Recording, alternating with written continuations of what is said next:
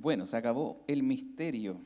El misterio de qué libro de la Biblia vamos a iniciar. Como usted ve ahí en pantalla, vamos a ver la famosa carta, una de las cartas más hermosas que hay, que el apóstol Pablo escribió. Vamos a ver Efesios, el libro de Efesios, y tal vez, como es costumbre, revisarlo secuencialmente.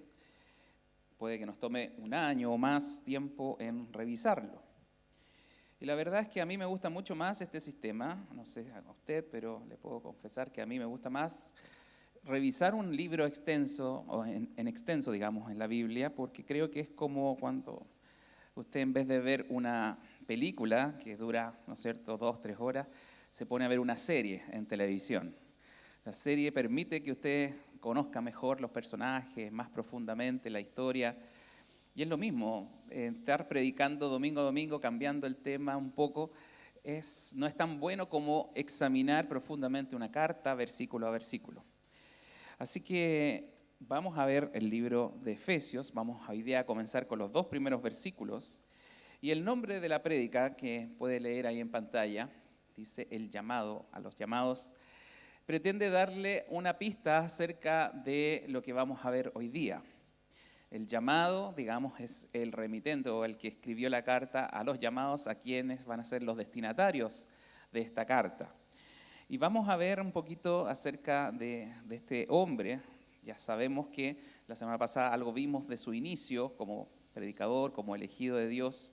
Y vamos a ver un poquito el contexto ahora para entender por qué entregó esta carta, la carta a los Efesios, en qué momento de su vida. Y vamos a ver un poquito de los destinatarios de la carta, en particular, como las palabras que vamos a leer, que dice santos y fieles o santos y creyentes en el primer versículo. Así que a pesar de que sean 2 versículos, vamos a sacar harto provecho porque hay mucha información, a pesar de que es un saludo formal o protocolar. En el inicio de la carta vamos a ver que hay muchos conceptos importantes que ahí están escritos y esperamos que Dios, como siempre, nos guíe en la exhortación de su palabra. Así que le voy a pedir para que se ponga de pie para leer esos 2 versículos y además aprovecho de despertarlo si se está con frío, se mueva ahí un poquito y podamos leer juntos esos 2 versículos del inicio de la carta. Entonces, Efesios capítulo 1, versículo 1 y 2 dice: Pablo, apóstol de Jesucristo por la voluntad de Dios, a los santos y fieles en Cristo Jesús que están en Éfeso. Gracia y paz a vosotros, de Dios nuestro Padre y del Señor Jesucristo. Amén. Tome asiento, vamos a orar por estos versículos. Señor, una vez más, Señor, tenemos un gran desafío por delante, que es poder, a través de estas 2 pequeñas secciones del libro de Efesios, poder exhortar tu palabra, bendecirnos por lo que escribió este autor inspirado por ti hace 2000 años y poder saber realmente que esas palabras no caen, Señor, al suelo, sino que llevan fruto. Traen, Señor, bendición a nuestras vidas. Traen bendición a cada oyente, por algo están ahí, porque tu palabra es eterna y nos bendice con todo lo que has dejado. Señor, yo te pido una vez más mayor presencia del Espíritu Santo en nuestras vidas para poder entender, y no solamente entender, sino que aplicar las cosas que aquí están escritas para nuestro propio beneficio, porque tú estás haciendo crecer esta iglesia no solamente en números, sino también en conocimiento tuyo, en información que es provechosa para nuestras vidas, que nos transforma el corazón y nos permite seguir adelante en esta vida espiritual. Gracias por cada uno de los que ha llegado aquí a pesar del frío, a pesar, Señor, de las dificultades, incluso de salud. Te pido, Señor, que les ilumine tu palabra, que les pueda guiar hacia la verdad y que seamos todos, Señor, gozosos de lo que compartamos en el día de hoy. En el nombre de Jesús, amén. Bueno, como les decía, lo que acabamos de leer es el saludo protocolar de la carta. Son 2 versículos. Hay introducciones o cartas que Pablo escribe que son mucho más largas en su saludo protocolar. Y usted podría decir, ¿qué de provecho vamos a sacar de un saludo? De un inicio así tan, que parece muy mínimo y parece que no hay nada que podamos sacar en limpio de 2 versículos como estos. Pero créame que hay mucha verdad detrás de cada una de las palabras que él escribe. Y en particular lo que vamos a ver hoy día van a ser el concepto de apóstol, que yo creo que hasta el día de hoy hay iglesias lamentablemente que no entienden qué es lo que es el apostolado. Hay versiones modernas que no se corresponden con la verdad histórica de lo que es ser un apóstol. Y lo segundo que vamos a ver es este concepto de por qué le llama santos y fieles a estos destinatarios de la carta. ¿Por qué esas palabras tienen que ver con que realmente ellos eran santos o eran fieles por sí mismos? Hay algo ahí detrás de esas verdades que él escribe en esta carta. Pero como siempre lo hacemos, vamos a dar un poquito de contexto porque usted a lo mejor no conoce nada del mundo antiguo, el mundo greco-romano, la ciudad de Éfeso, porque Pablo le escribió a esas personas qué relación tenía efectivamente con esa ciudad. Y voy a engancharme un poquito con la prédica de la semana pasada. ¿Quién se acuerda de lo que hablamos la semana pasada? ¿De quién hablaron? A ver si están atentos y se recuerdan. ¿Hablaron de Saulo? Muy bien, por ahí va la idea. Y de su conversión o su llamado inicial. Recordemos que él era el apóstol y como lo leyó nuestro hermano Sergio, él era un asiduo persecutor de la iglesia. Él estaba en contra de Jesucristo. Él era un fariseo, hijo de fariseos, muy estimado en Jerusalén, que recibió cartas por parte de las autoridades judías para ir a perseguir a Damasco, una ciudad colindante más lejos de Jerusalén, a buscar cristianos y traerlos presos a Jerusalén. Esa era su misión y él en el camino, como lo vimos la semana pasada, tiene un choque directo contra Jesús. Se le aparece una luz resplandeciente, cae del medio de transporte, que puede haber sido un caballo, un camello, no lo sabemos, cayó a tierra, quedó ciego y finalmente esa luz le habló directamente y lo llamó a ser un seguidor de Cristo. Así fue lo que vimos un poco la semana pasada. Pero la vida de Pablo la podemos rastrear en el libro de Hechos, porque comienza eso a ser relatado en el capítulo 9 de Hechos y vemos que pasan muchas cosas con él. Él después de 12, 13 años de una maduración en sus conocimientos de Cristo y del Evangelio, por supuesto, pasa un tiempo, es llevado a Antioquía de Siria, otra ciudad. Le voy a mencionar algunos nombres que más a lo mejor no conocer, pero después lo puede leer en el libro de Hechos. Y desde ahí, partiendo desde Antioquía de Siria, parte en su primer viaje misionero, siendo comisionado directamente también por el Espíritu Santo. Apartado, dice Hechos, junto con Bernabé, para comenzar un recorrido itinerante, es decir, va a circundar muchas regiones de Asia, de Europa, que están todas descritas en el libro de Hechos, hasta llegar finalmente en su tercer viaje misionero a recalar o a llegar a la ciudad de Éfeso. ¿Ya? ¿Cómo era esa ciudad de Éfeso? Y por ahí tengo unos turistas, a ver si nos pueden ayudar con unas imágenes que fueron por esos lados. Para contarles, gracias al Señor, tuvimos la oportunidad de estar en las ruinas de Éfeso. Bueno, en el tercer viaje misionero le decía, él pasó por ahí.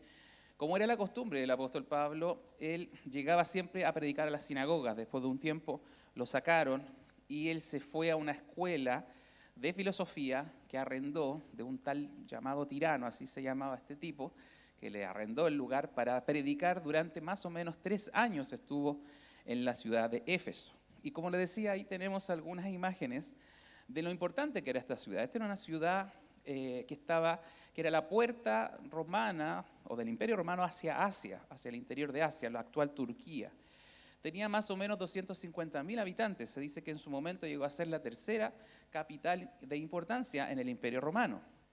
Como usted ve, ahí está mostrando el anfiteatro para 24.000 personas aproximadamente. El camino llegaba al puerto de abajo. Bueno, el puerto desapareció porque se lo comió los sedimentos del río Caistro, que llegaba a desembocar al mar Egeo.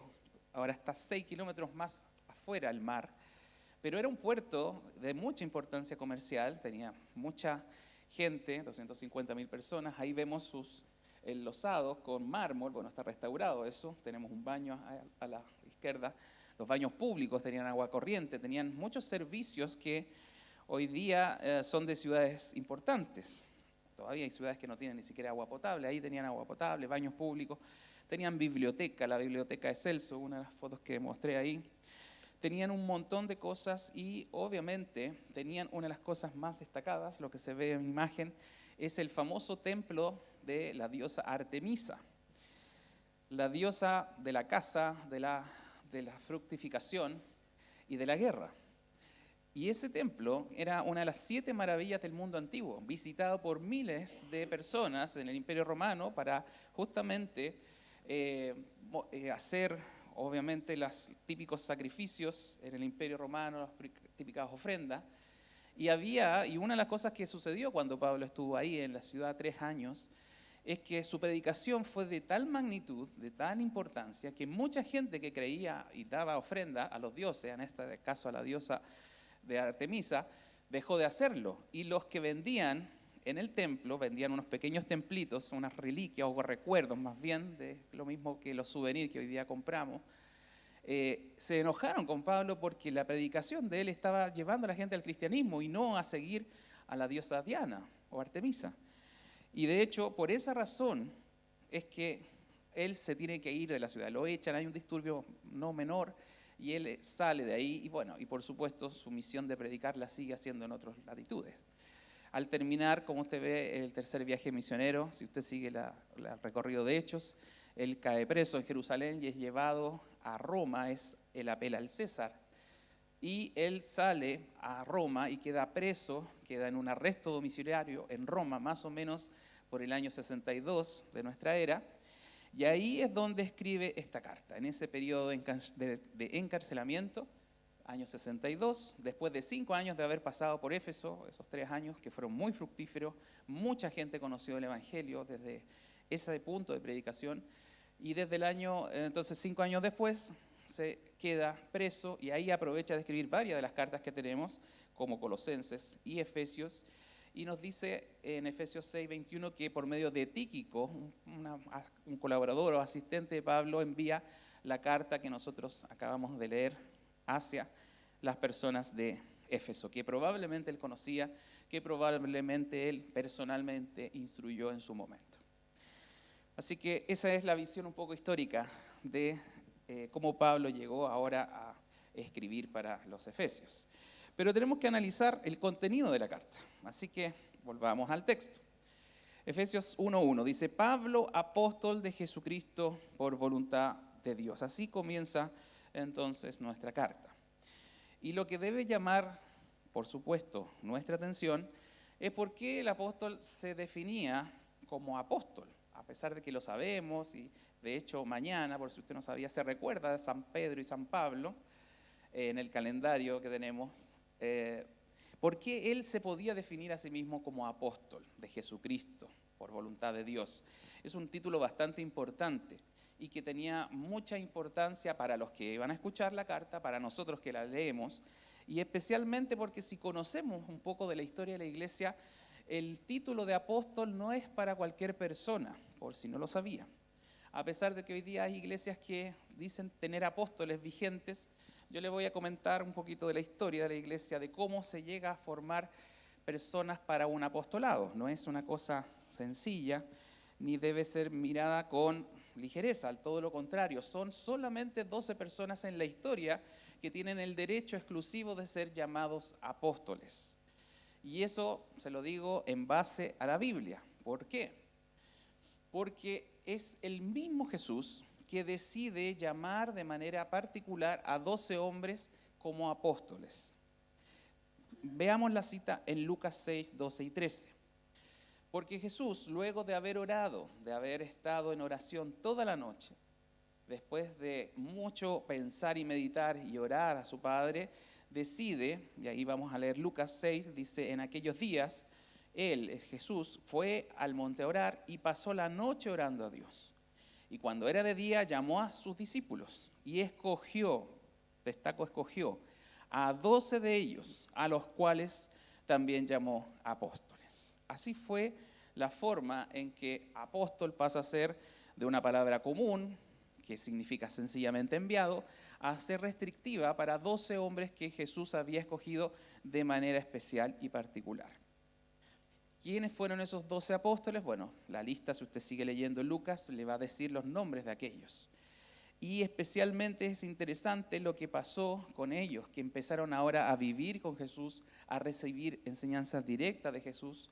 Jesús se dedicó a ellos de manera particular, de manera diferente al resto de todos los discípulos que tenía. A Jesús lo seguían miles de personas y tenía más de 100 personas que estaban más cercanos a él, pero dentro de esos 100 o 70 habían 12 especiales, que eran los 12 apóstoles. Ahora usted me dirá, pero ¿qué pasó con el tema de Judas? Si Jesús escogió a 12 y entre ellos Judas sabemos lo que le pasó, traicionó a Jesús y después se suicidó. Entonces, ¿que acaso Jesús se equivocó en escoger a él como dentro de los 12?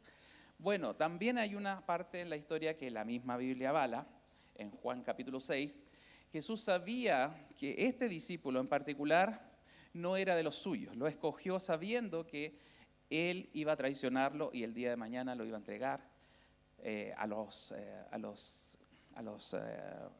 judíos, a los fariseos. Él sabía de antemano todas las cosas, porque Dios no se equivoca. Y eso lo dice en Juan 6, 70, 71. Jesús le respondió, diciéndole a los discípulos, no os he escogido yo a vosotros los 12, le dice, y uno de vosotros es diablo. Así delata de alguna manera a Judas, pero no le llama a él, que es el diablo, pero sabía que había uno de ellos que no era realmente un correcto discípulo. Y dice Juan, hablaba de Judas Iscariote, hijo de Simón. ¿Por qué es importante este punto? Porque después que Judas traiciona a Jesús, y después que Jesús asciende al cielo, y después sabemos que él se suicida, esos 12, ese número debía ser mantenido. Y usted me dirá, ¿por qué insiste tanto en este 12? Bueno, por alguna razón Dios desde siempre escogió ese número por muchas razones. Tenemos los 12, las 12 tribus de Israel, tenemos los 12 apóstoles del Señor, que incluso hay una promesa en Apocalipsis de que el muro de la ciudad santa va a tener fundamentos o cimientos donde van a estar los nombres de los 12 apóstoles. Entonces, si después de Judas muerto quedaron 11, ¿cuál es el apóstol número 12? Y si usted sigue leyendo más de la Biblia, yo le estoy dando por sabido que usted la conoce, usted va a recordar el incidente en Hechos capítulo 1. Resulta que eso se dio cuenta Pedro, que era necesario reponer el oficio de aquel que había muerto, y llama al resto de los apóstoles y deciden orar y hacen una elección que fue un sorteo, tiraron, ¿no es cierto?, una monedita, unos dados, no sé, pero la suerte recayó en Matías y él fue, dice el libro de Hechos, contado como los 12. Pero hay un pero en ese aspecto porque esa elección la hicieron antes que viniera el Espíritu Santo en el capítulo 2 de Hechos. Y a mi modo de ver, creo que los apóstoles se adelantaron al curso de la historia, al curso de la decisión de Dios. ¿Por qué? Porque ellos lo eligieron por sorteo sin la presencia del Espíritu Santo. En cambio, lo que vemos es que cuando usted sigue leyendo Hechos, se va a dar cuenta, y ahí quiero llegar, es que realmente el apóstol número 12 no fue Matías, a mi modo de ver. Aquel que Dios había escogido como el apóstol número 12 es sencillamente Pablo. ¿Y por qué? Porque así fue su elección, de una manera tan extraña, tan única, y que fue confirmada por las cosas que él mismo hizo, dijo y milagros que realizó, que no cabe duda que él era el apóstol número 12. De hecho, en su propia conversión, cuando él, una vez que cae del caballo, como decíamos, quedó ciego, Ananías, que es comisionado por Jesús a hablarle al apóstol Pablo, recién convertido, recién quedando ciego, el libro de Hechos 9 registra lo siguiente: el Señor le dijo, ve, porque instrumento escogido me es este para llevar mi nombre en presencia de los gentiles y de reyes y de los hijos de Israel. Es decir, Jesús, hablando con Ananías, lo bendijo a Pablo para que él realmente recibiera esta instrucción del Señor como instrumento escogido para comenzar entonces una obra de apostolado.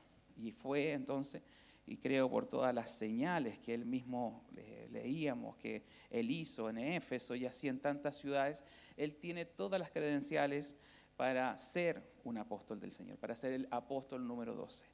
Y después, y con esto cierro este punto, si usted entiende que eran solamente 12 y el 12º es Pablo, y él mismo se refiere a sí mismo que era el abortivo, el como que el más pequeño de todos los apóstoles, a sí mismo se refiere como el último de los apóstoles, entonces podemos colegir y concluir que no hay ninguna posibilidad de que hoy día, 2000 años después, hayan apóstoles en medio nuestro.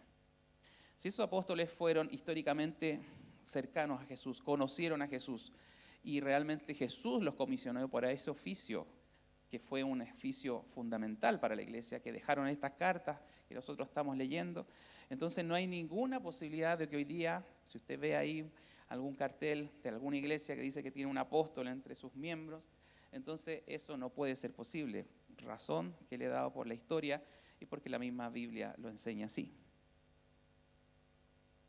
Así que apóstol Pablo, por voluntad de Dios, entonces él sí podía decir eso. Ahora volvamos nuevamente al versículo 1. Ya conocimos quién era el autor de esta carta y por qué él se podía calificar de apóstol. Pero él sigue en la carta diciendo a los santos y fieles en Cristo Jesús que están en Éfeso. Es un saludo afectuoso, es un saludo que uno podría decir, parece ser que los conocía mucho, que les llama de esa manera. Pero ¿será que el apóstol Pablo al saludar así quería realmente exaltarlo o adular a estas personas que lo conocían? ¿O hay verdad en eso que él le está diciendo que son santos y fieles? Ellos eran todos santos los que estaban escuchando la carta, eran todos fieles en el sentido de ser fieles a Dios, a aquellos que le está mandando ese saludo. Esa es la cuestión que tenemos que ver, porque muchas veces vemos la palabra usada como santos en la Biblia y tenemos la percepción de que son personas puras o no tienen pecado. Y yo quiero explicarle un poquito qué significa ser santo, que es una palabra que abunda todavía en medios, especialmente católicos romanos, donde hay muchos santos que se veneran, como les decía, mañana es feriado por causa de San Pedro y San Pablo, y entendemos una cosa equivocada de la palabra santo, que no es el significado original en la Biblia. Santo no significa perfección moral, le digo desde ya. No significa que la persona ande casi levitando, que no toque el suelo, que sea tan especial, tan diferente a nosotros, que por eso le tenemos que llamar santo o San Pablo, San Pedro. No queremos decir que Pablo y Pedro hayan sido personas malas, pero no son perfectos moralmente. No hay ningún ser humano que sea perfecto moralmente, por lo tanto, la palabra santo usada en la Biblia no se refiere a la perfección moral, insisto, a que no tengan pecado las personas, sino que el origen de la palabra tiene otro significado y tenemos que saberlo para poder entender por qué les llamó santos a estas personas de Éfeso. La primera acepción o significado de la palabra santo tiene que ver en el lenguaje original, en el hebreo antiguo, se llama kadosh la palabra original y significa sencillamente alguien diferente, alguien separado del resto, una persona que no tiene o no es igual que las demás cosas o de las personas. Eso significa sencillamente santo. Alguien diferente, alguien otro, alguien distinto, alguien que no está, por supuesto, a la altura de los demás. Y de hecho la palabra kadosh o santo en primera instancia es usada hacia Dios y correctamente usada hacia Dios, porque eso es Dios. Si lo pensamos bien, Dios es totalmente diferente a nosotros.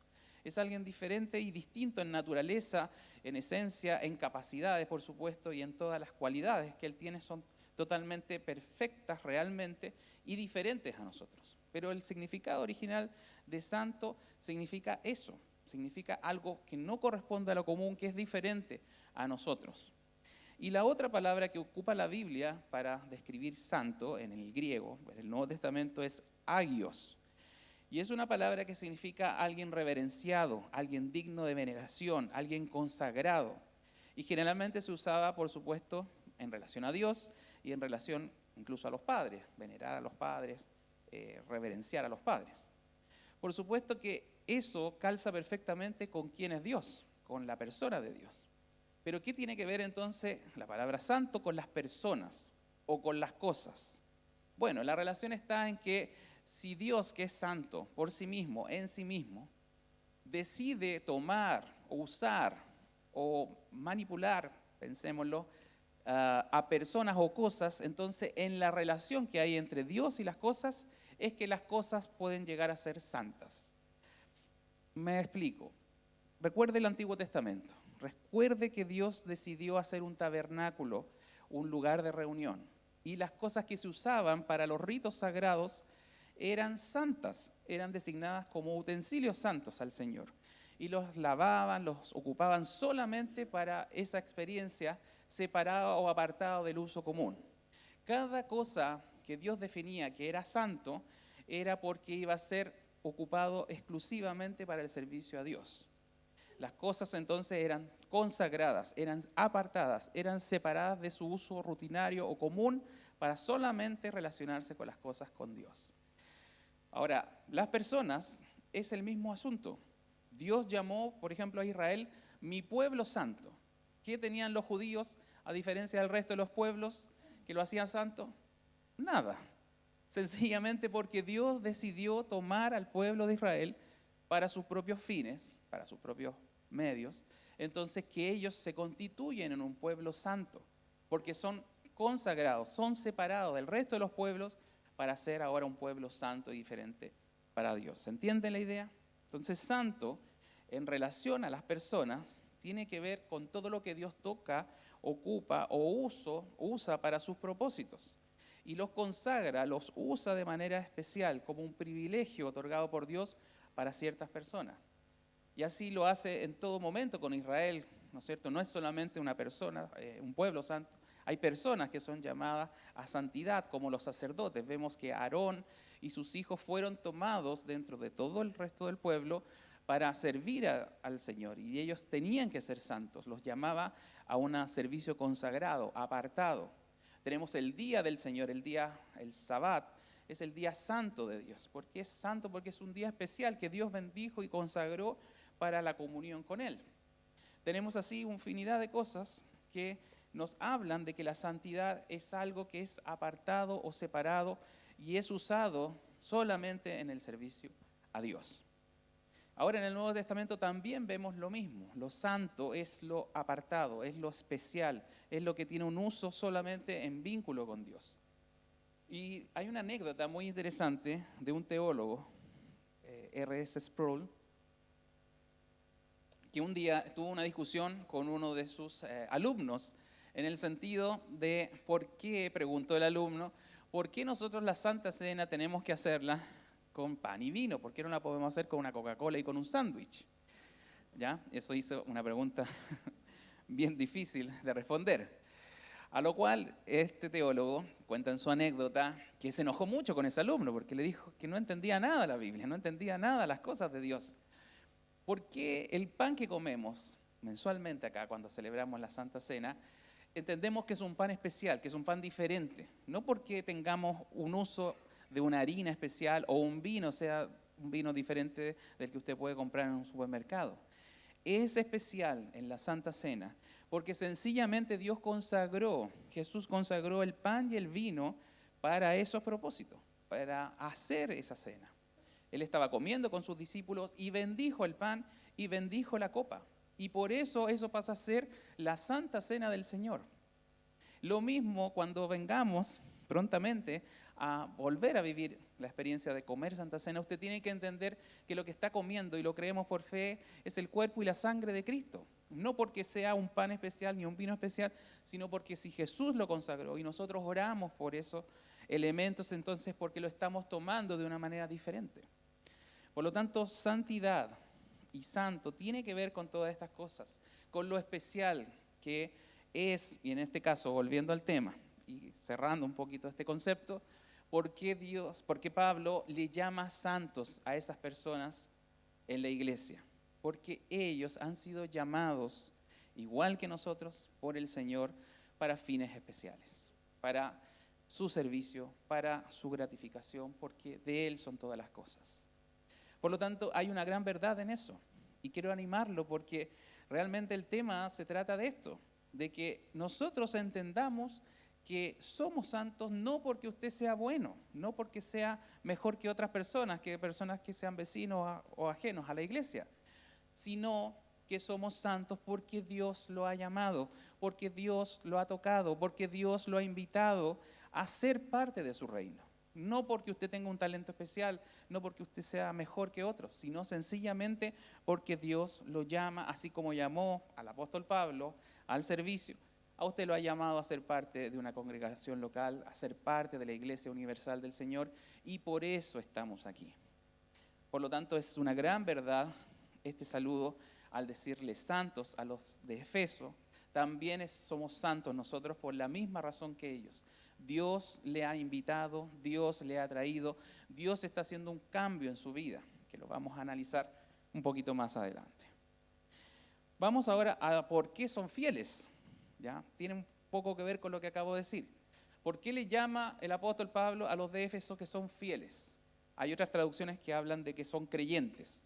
Tiene mucho que ver esto con la fe.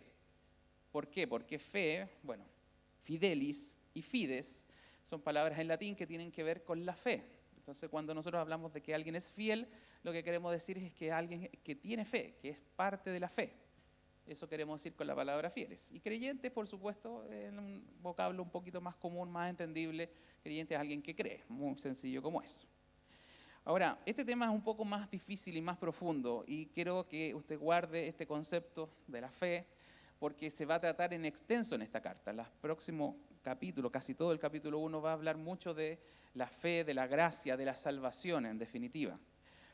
No lo vamos a resolver hoy día, pero quiero decirle que realmente tenemos que ver, que en el contexto de la carta, que él le estaba llamando fieles a estos hombres y a estas mujeres de Éfeso porque persistían en la iglesia, porque seguían estando. Él había pasado por Éfeso, les había predicado 5 años atrás, y ahora en esta carta, sabiendo un poco los reportes que le traía a Tíquico, sabía que esa iglesia había prosperado, que seguía creciendo, que ellos después de 5 años seguían permaneciendo en la iglesia. Por lo tanto, la fidelidad, el que usted se mantenga bajo la guía del Señor, es fidelidad, ¿no es cierto? Y eso no depende de nosotros. La fidelidad depende lo mismo de que la santidad. Depende de que Dios le haya entregado fe, que Dios le haya otorgado algo que no toda la gente tiene. Mire, me voy a detener en este punto porque a veces la gente habla mucho de la fe sin entender lo que es la fe. La gente usa la expresión yo creo o tengo fe en Dios a mi manera, lo he escuchado un montón de veces. ¿Ya? Pero eso no sirve ante Dios, no sirve mi experiencia de fe según lo que a mí me parece entender de Dios, sino que la fe es algo que Dios me da y que es de alguna manera bien reglado. No hay una fe diferente unos de otros. Todos debiésemos tener y tenemos la misma fe en el Señor porque Él la otorga, porque llega por medio de la gracia. Efesios 2:8 dice exactamente eso, que nosotros tenemos fe porque es un don de Dios, es un regalo de Dios. Lo vamos a ver más adelante, le digo. Pero a veces la gente se confunde con este concepto de fe y le llama fe a cosas que no son la fe que Dios trata en la Biblia. La fe salvífica, la fe que me hace merecedor del cielo, que me hace seguir a Dios, que me hace ser fiel a Dios. Esa fe es otorgada por Dios, es dada, así como Dios me escoge y me aparta para su propósito como santo, también entonces Él me regala la fe. Si no, de otra manera usted no podría estar en el cielo, no puede ser llamado un hijo de Dios, no puede ser salvo. Son todos conceptos que vienen por un regalo de Dios. Y es importante que lo tengamos claro, porque la gente a veces se esfuerza, y ahí viene el gran problema con el concepto de la salvación. La gente quiere tener fe, quiere luchar y quiere ser salvo por sus propios métodos. Y los métodos humanos no me llevan al cielo. Es solamente la gracia de Dios la que me va a cambiar, me va a apartar y me va a dar la fe para caminar en sus caminos. Y eso lo podemos ver en muchas partes de la Biblia. Se lo voy a poner en un ejemplo bien práctico. Usted se acordará del caso del joven rico que visitó a Jesús. Ese joven rico, se acordará, era un hombre sumamente destacado de su época. ¿En qué sentido? Cumplía la ley completamente. Se portaba súper bien. Le dijo a Jesús que él había cumplido todos los mandamientos desde pequeño, casi desde el nacimiento. él era el mejor prospecto, era la mejor persona para poder entrar al reino de los cielos. Y fue a preguntarle justamente eso. ¿Qué más me falta?, le dijo a Jesús. ¿Qué más me falta para entrar al cielo? Él creía en su propia percepción que lo estaba haciendo bien, que tenía fe, que cumplía las normas, que tenía el camino listo. Le faltaba a lo mejor un detalle. Pero Jesús, cuando le dijo, mira, anda, vende todo lo que tienes y dalo a los pobres, no pudo seguir a Jesús. No lo pudo seguir. ¿Qué le faltaba a ese hombre? Tenía fe, ¿qué cosa le faltó? Bueno, el problema era que el mayor pecado que puede tener una persona es que él no amaba a Dios. Él no creería a Dios, él amaba más a su riqueza. Y cuando los discípulos que vieron esa escena y ese hombre se abandonó el lugar y se fue triste, los discípulos de Jesús, los apóstoles, dijeron, entonces, ¿quién va a poder ser salvo si este es el mejor hombre que conocemos? El hombre más fiel, más correcto, más guardador de mandamientos. Entonces, ¿quién va a poder ser salvo? Ellos observaron muy bien la escena y dijeron, entonces, ¿cómo es posible? Porque Jesús les dijo, es más difícil, ¿no es cierto?, que un camello entre por el ojo de la aguja, que un rico entre al reino de los cielos. Entonces, bueno, ¿quién va a entrar? Si los ricos tienen ventaja sobre nosotros. Entonces Jesús le responde en Lucas 18, 26 y 27, Él les dijo, lo que es imposible para los hombres es posible para Dios. ¿Qué significa eso? Que la salvación, el que usted esté aquí, el que usted pueda ser fiel a Dios, no depende de nosotros, depende de Dios. Y eso es una verdad muy importante, muy necesaria de revisar y de agradecer. Nosotros estamos aquí porque Él nos hace estar aquí, porque Él nos desea, porque Él nos ama, Él nos incluye en su reino.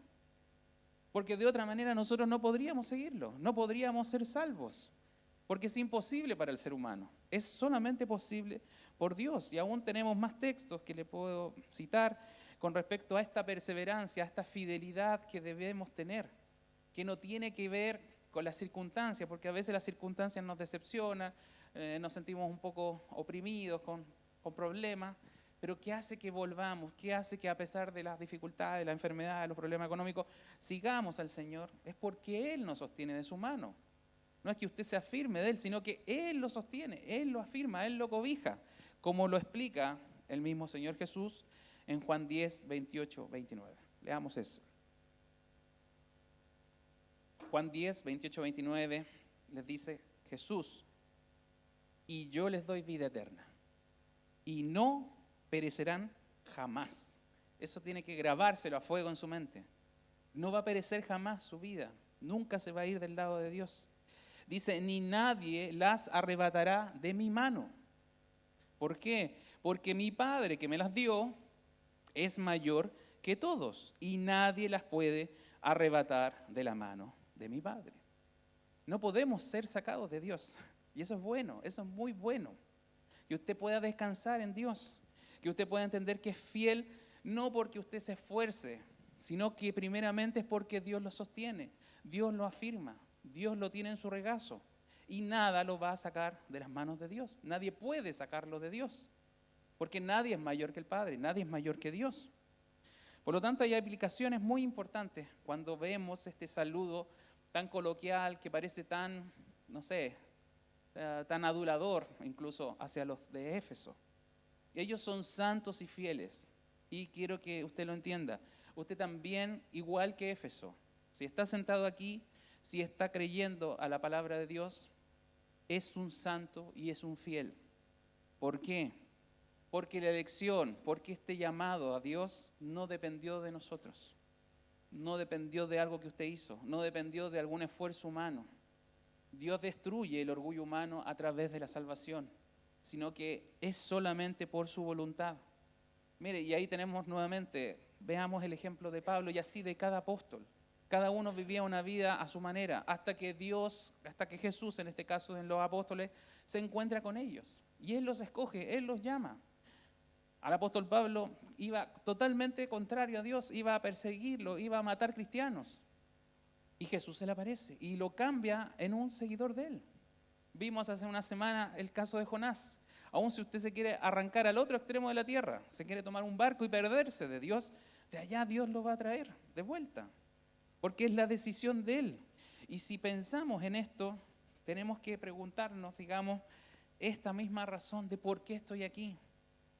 Yo no sé si a veces se cuestiona su cristianismo o su fe. Y fíjese que no es tan malo pensarlo. ¿Por qué estoy aquí? ¿Por qué vengo los domingos? ¿Por qué creo a Dios? ¿Por qué tengo esperanza en Él? ¿Cómo es esto? ¿Qué me hizo ahora pensar de manera diferente? Y usted tiene que cuestionarse eso. ¿Cómo voy a seguir hacia adelante si tengo tantos problemas? ¿Cómo si estoy enfermo, si me pasa esto uno tras otro? Y a veces miramos las circunstancias de la vida y decimos, no sé, ¿qué me pasa? Parece que estuvieran bajo maldición y hay gente que cree que tiene una nube negra en su cabeza porque le pasa una tras otra. Pero mire, a pesar de esas circunstancias, el verdadero creyente, el verdadero santo y fiel va a seguir perseverando, va a seguir viniendo. Y no me refiero a esta iglesia en puntual o congregación particular, sino de estos llamados es al reino de los cielos.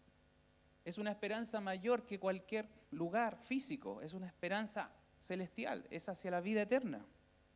Entonces nosotros tenemos que ver si tenemos realmente ese llamado, si hemos sentido el ser escogidos.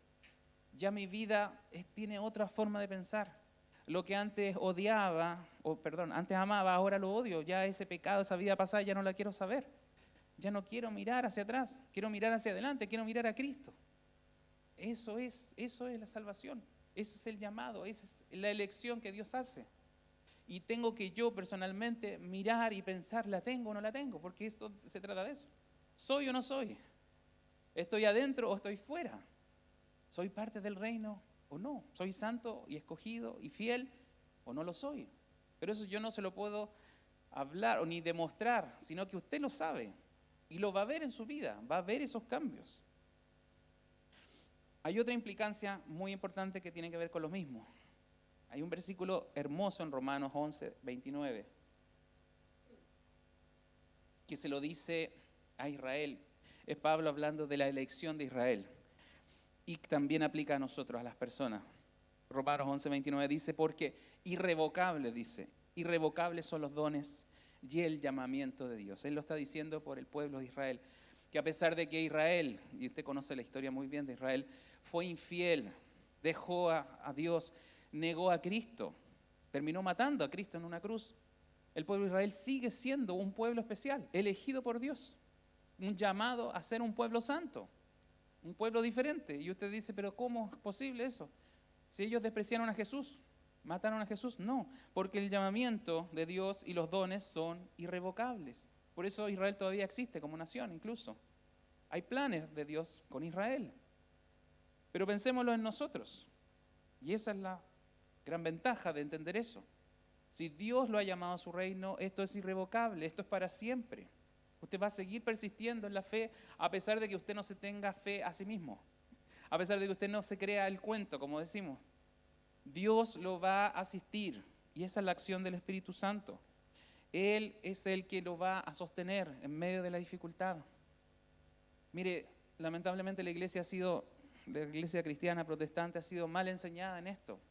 Porque siempre figura la idea, insisto, del fariseo, del esfuerzo. De que tengo que comprometerme, que tengo que hacer más cosas, siempre hay un que yo tengo que hacer. Y la Biblia me enseña lo contrario. Tú tienes que descansar en el Señor, tienes que abrazar a Jesús, tienes que saber que Él te va a sostener. Porque ¿cómo va a combatir el pecado usted sin esa enseñanza? Se va a cansar si hace el esfuerzo, ¿no es cierto? Y las fuerzas que pensamos que son fuerzas humanas, naturales, en luchar contra el pecado, en luchar contra la maldad, no alcanzan para derrotarla. Pero ¿qué es lo que lo derrota? ¿Qué derrota la maldad? ¿Qué derrota todas las cosas malas que hay en este mundo? Fue Cristo el que las derrotó. El que pagó por nosotros con su propia vida, con su propia sangre. Eso es lo que puede hacer que usted cambie. Si usted más cree esta verdad y se abraza más a Cristo, entonces va a poder vivir una vida como Él quiere que la vivamos. No se trata tanto de su esfuerzo, sino que descanse en lo que Él ya nos ha dado. Y por eso le digo, es importante, estos temas los vamos a seguir desarrollando, insisto. Porque si no vemos la vida cristiana así, va a ser como una tortura, tratando de negarse al deseo carnal, natural que usted tiene. Va a ser difícil, y va a caer. Y usted se va a estar midiendo todo el tiempo, que caí, fallé tantas veces. Pero si Dios le promete que usted va a estar en el cielo, que Dios lo va a sostener en la dificultad, que Dios ha perdonado sus pecados, entonces tiene que mucho más amar a Cristo, mucho más abrazarlo a Él, porque ese es el camino para seguir avanzando en la vida cristiana. Es estar con Él, es disfrutar de Él, es disfrutar, tener el gozo de la salvación que muchas veces la Biblia habla. Nosotros tenemos que entender eso. Y le insisto, aquí hay mucha información en estos 2 versículos. Y con esto concluyo. Ni siquiera revisé el versículo 2, que parte diciendo gracia y paz a vosotros. El versículo 2 es como una bendición del apóstol Pablo. Tienen que recordar que en ese tiempo las cartas que llegaban del apóstol o de cualquier, en este caso, personaje importante, se leían en la iglesia, así como se lee una prédica. Se leía la carta completa y se copiaba y se distribuía a otras iglesias, y cada vez que la leían, la intención de Pablo al poner gracia y paz a vosotros, efectivamente es una bendición a los que están oyendo. ¿Qué quería transmitir eso? Es que, aquellos que no se sintieran santos y fieles, recibieran la gracia y la paz de Dios. Esa es una manera de entender este versículo 2. El apóstol quería que si no tenían la gracia, si no tenían la paz de Dios, que a pesar de que no la tuvieran, el Señor les diera eso a los que les faltara. Y nosotros aún seguimos pensando de la misma manera. Si usted todavía no está seguro si es santo y fiel, si usted todavía no se convence de la verdad de la Biblia, yo también deseo para usted que sea la gracia de Dios que lo alcance. Porque la gracia es un regalo, así se define. La gracia se define como un regalo, ¿no es cierto?, inmerecido y voluntario de Dios a los que no merecen nada. Eso es lo que nos cambia, eso es lo que nos llama, eso es lo que nos transforma. Y cada vez necesitamos más gracia para que los hermanos se conviertan, como también para nosotros, para que sigamos avanzando. Yo quiero decirle finalmente, es que nosotros tenemos que saber, es muy importante que usted sepa quién es, qué soy. Y no le estoy preguntando sobre su profesión ni su actividad. Lamentablemente la gente se define en el mundo con la actividad que hace. Dicen, yo soy abogado, yo soy médico, yo soy electricista, yo soy cocinero. La profesión no define a las personas. ¿Qué soy yo? La mayor definición de quién es usted es saber si es un hijo de Dios o no lo es. Esa es la respuesta o la pregunta más importante. ¿Por qué estoy aquí? Vendría siendo la siguiente. Pero usted tiene que saber si es un hijo de Dios, tiene que saber si pertenece al reino, si tiene una relación con Cristo, si Dios ha llamado a su vida, si Dios lo ha transformado. Esa es la pregunta más importante, que todos tenemos que tener con claridad respondida. Si no, hágasela, es lícito que se la haga, es necesario que se la haga, porque la vida está llena de dificultades y circunstancias que de repente me desorientan o no me dan la seguridad de lo que soy. Me quitan y me roban identidad y no me saben contestar la pregunta más importante. Porque si usted no es hijo de Dios, adivine lamentablemente de quién es hijo. Por oposición, es hijo del diablo si no es hijo de Dios. Por lo tanto, tenemos que contestarnos esta pregunta. Si ha recibido la gracia, si tiene ese llamado, si realmente está aquí por la razón correcta, está aquí porque le interesa lo de Dios, porque algo llegó a su vida, algo lo motiva de una manera diferente. Y le insisto, no se trata de que cuente cuántos pecados hace o de cuántas malas circunstancias vive en la vida, sino se trata del deseo, la voluntad cambiada por la obra de Dios en su vida. Es eso, esa dirección diferente, esa inclinación ahora hacia las cosas de Dios que a lo mejor antes no tenía. Eso es lo que tiene que medir. Si acaso piensa distinto, acaso siente que ya su vida no puede seguir así. Si eso está en usted, entonces está en el camino correcto, está con el llamado correcto. Y lo que viene a continuación es expresar muchas veces ese llamado. Por eso que el tema de la santidad no es solamente el ser apartado, el ser consagrado, sino que después se demuestra eso. Eso va evidenciándose en la vida. Eso va transformando nuestra existencia. Pero primeramente tengo que saber si soy llamado, si he sido apartado por Dios, si realmente tengo esta fidelidad porque Dios en realidad está en mi vida. Y tenemos que definirnos. Y hoy más que nunca, porque a veces las circunstancias, insisto, la vida trae problemas. Y si no tiene respondida esa pregunta de identidad, probablemente va a flaquear las fuerzas cuando haya dificultades. Pero el Señor es bueno y el Señor sigue salvando, el Señor sigue llamando. Lo que hizo con el apóstol Pablo también lo puede hacer con usted. Lo que hizo con aquellos que eran de Éfeso y que eran parte de la iglesia también lo hace hoy en día.